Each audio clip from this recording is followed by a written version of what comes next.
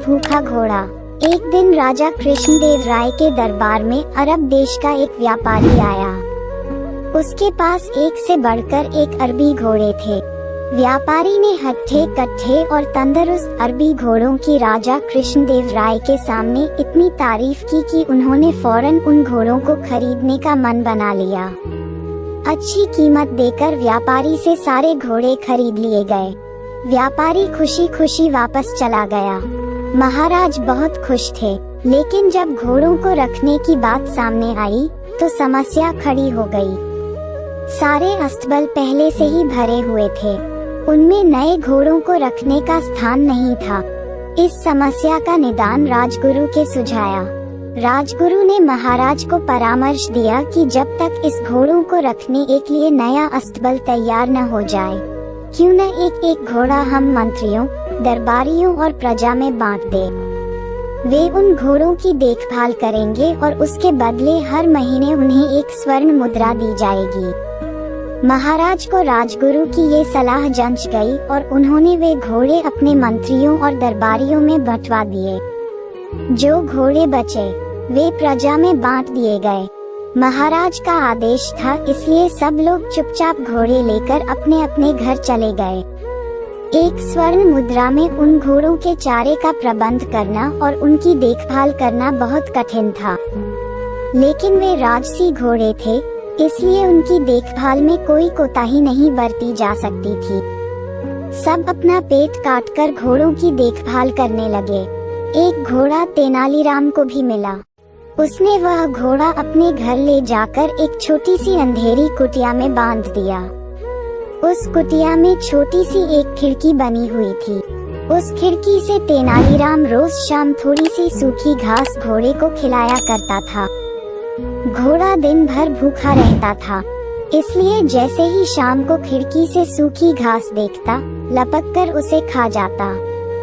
दिन बीतते गए और वह दिन भी आया जब अरबी घोड़ों का अस्तबल बनकर तैयार हो गया। जिन मंत्रियों, दरबारियों और प्रजा के पास अरबी घोड़े थे, उन्होंने चैन की सांस ली। इतने दिनों में घोड़ों की देखभाल के कारण सबके घर का बजट बिगड़ गया था, कईयों पर कर्ज चढ़ गया था। खैर, वे घोड़े लेकर राजमहल पहुँचे।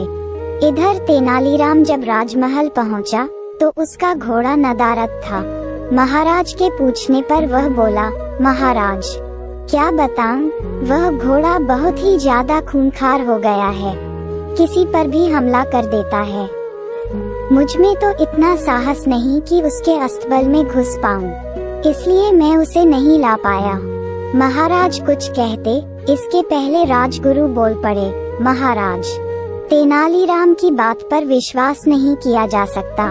अवश्य घोड़ा सही सलामत नहीं है, इसलिए तेनालीराम बहाना कर रहा है। हमें वहां जाकर वास्तविकता का पता लगाना चाहिए। महाराज ने राजगुरु को कुछ सैनिकों के साथ तेनालीराम के घर जाकर घोड़े को लाने का आदेश दे दिया। राजगुरु सैनिक लेकर तेनालीराम के घर पहुंच गए। साथ में तेनालीराम भी था। तेनालीराम ने उसे वह कुटिया दिखाई जहां घोड़ा बंधा हुआ था। राजगुरु जब कुटिया के पास पहुँचे तो तेनालीराम बोला, राजगुरु जी संभल के, घोड़ा सच में बहुत खूंखार हो गया है, आप पहले खिड़की से उसका मुआयना कर लीजिए। राजगुरु ने भी सोचा कि पहले खिड़की से ही मुआयना कर लेना उचित होगा। वह अपना मुंह खिड़की के पास ले गए। दिन भर से घोड़े ने कुछ खाया नहीं था। तेनालीराम शाम के समय ही उसे सूखी घास दिया करता था, इसलिए जैसे ही राजगुरु खिड़की के पास अपना मुंह लेकर गए, उनकी दाढ़ी को सूखी घास समझकर घोड़े ने मुंह में दबा लिया और खींचने लगा।